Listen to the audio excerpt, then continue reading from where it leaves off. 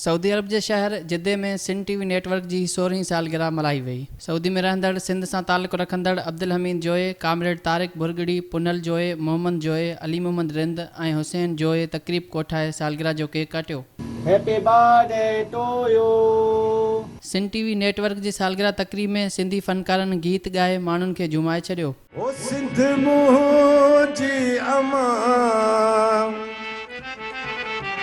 ओ सुहदू जी मथा छा लिखे छा लिखा छा लिखी छा लिखा वो हिक कलम हिकड़ो मां हिक कलम हिकड़ो मां ओ किया पूरो पवा छा लिखे छा लिखा छा लिखी छा लिखा।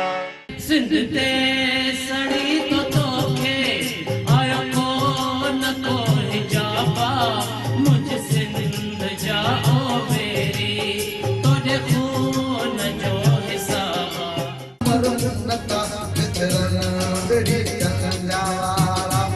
उमर कर अदालत बहुती न बोलो जिए मुझ सिंध जिए ओ सदा मुझी सिंध जिए मुझी सिंध जा माण्हू सारा। तकरीब में शिरकत कंदड़न सिंध टीवी न्यूज़ से ॻाल्हाईंदे चयो त सिंध टीवी परदे में रहंदड़ सिंधियुनि जो आवाज़ आहे। सिंध टीवी जी 16वीं सालगिरह ते समूरे सथ खे मुबारकबाद। सिंध टीवीअ जी 16वीं सालगिरह ते सॼी टीम खे लख लख मुबारकूं। सिंध टीवी जी 16वीं सालगिरह ते सॼी टीम खे लख लख मुबारकूं। सिंध टीवी खे 16वीं सालगिरह जी सॼी सथ खे मुबारकबाद हुजे। सिंध टीवी जी 16वीं सालगिरह ते पूरी टीम खे लख लख मुबारकूं। सिंध टीवी जी 16 सालगिरह ते सॼे सथ खे लख लख मुबारक। संदन चवण हो त दुआ आहे त आवाम जो हक़ीक़ी आवाज़ बणियल सिंध टीवी नेटवर्क वधीक तरक्की करे। जावेद राहू, सिंध टीवी न्यूज़, सऊदी अरब।